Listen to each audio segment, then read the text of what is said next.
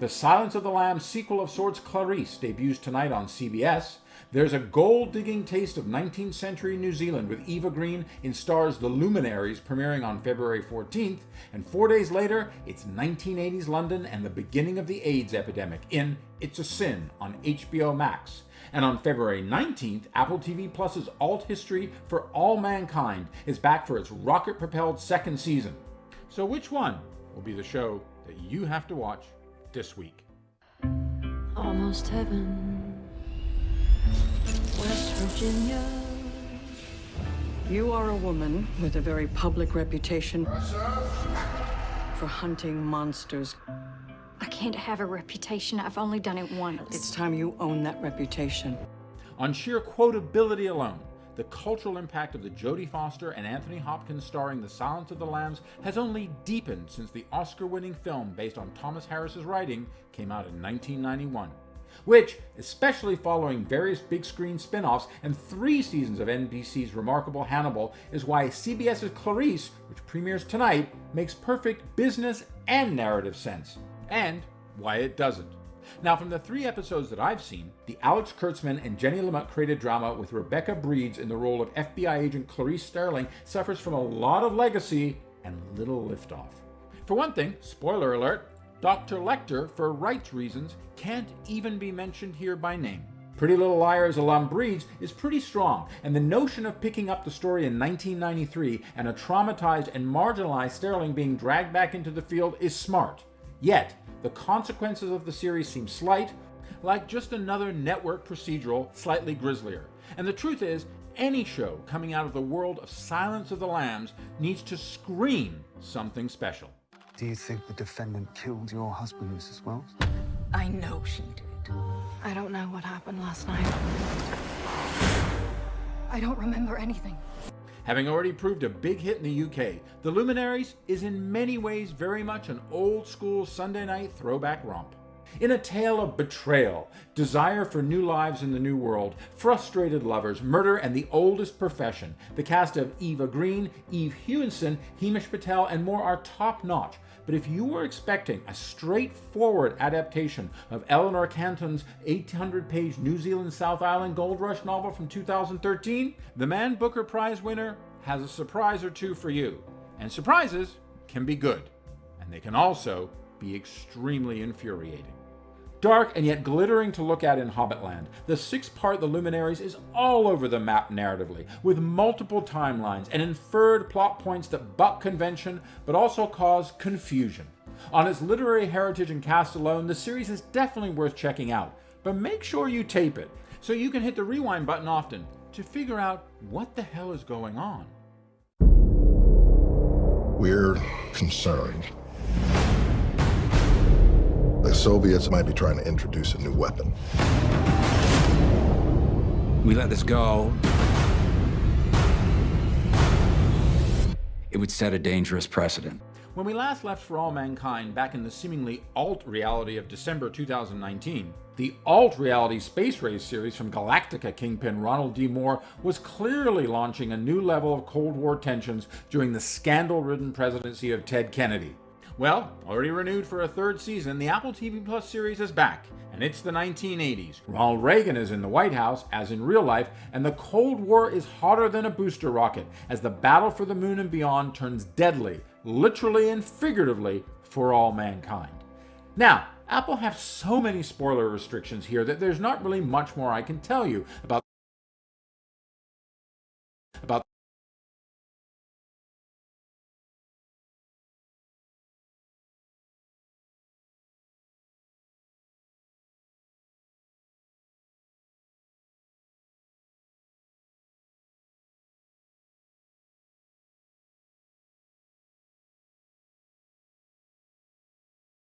predecessor, and clearly a transition to a much bigger battlefield in an America that is so like and so simultaneously unlike our own. And with a soundtrack budget likely greater than NASA's real-life funding, Season 2 of For All Mankind is extremely watchable and a worthy successor to the unexpected thrill of its first season.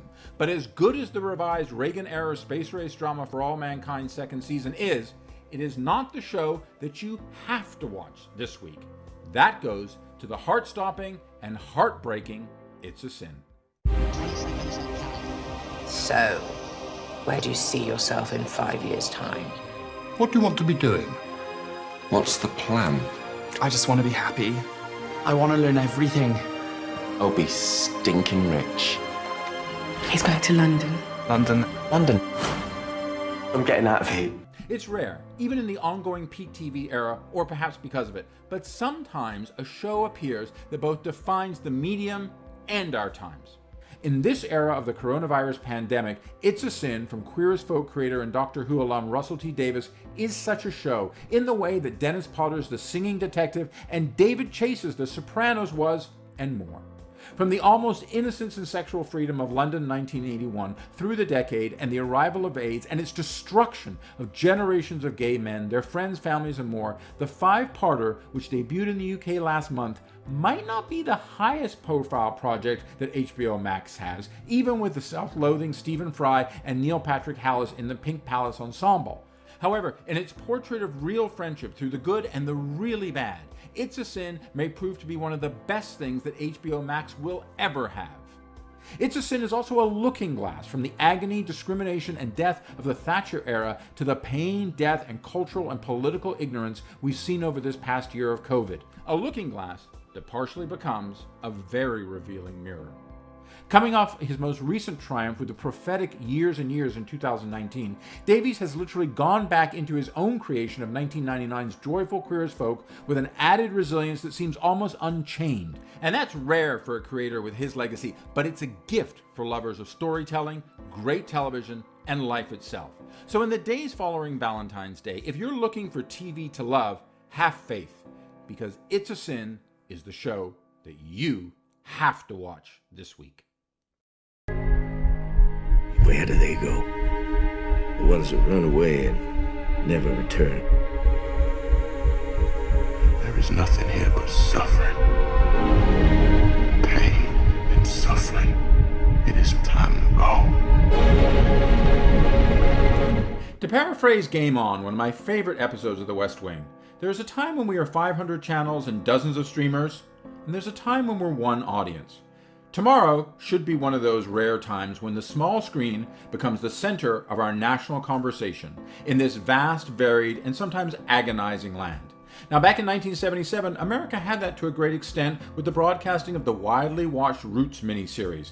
And with its debut on May 14th, we should have it now again with The Underground Railroad from Barry Jenkins on Amazon Prime Video. The show that you have to watch not just this week or this weekend, but for weeks and months to come. The girl in that bulletin is wanted for the murder of a child. Man lost my mom, then me. Ain't no way he ever given up on finding me. Based on the breathtaking and Pulitzer Prize-winning 2016 novel of the same name by Colson Whitehead, the 10-episode series, directed entirely and partially scripted by the Oscar-winning Moonlight Helmer, checks all the traps of the blood and butchery in our soil and beneath it, literally and figuratively, in both an alternate timeline and a historical excavation that is cumulative and collective. Led by Tuso Medu, Aaron Pierre, Joel Egerton, and Chase W. Dillon as a slave hunter's young black human sidearm, Homer, Underground Railroad is simply brilliant. Brilliant in its penetration and in its patience. Now, there will be nominations and hardware galore for the wondrous mural to behold that is the Underground Railroad. But it will also stand the test of time from this moment in time too.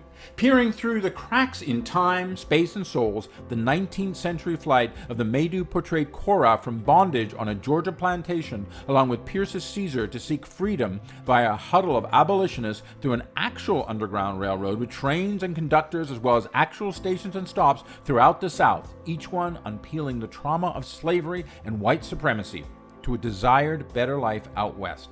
It is a vivid journey to watch and to know. And however, whether you've read the book or not, The Underground Railroad, the TV series, is an American treasure. A discovery so fine in its spotlighting American tragedy, American evil, and its self-proclaimed imperative. It is also a triumph of hope and faith, all that one often has when everything else but your life has been taken or destroyed. There's anger in you. It'll fuel you, yes, but was the worst kind of you.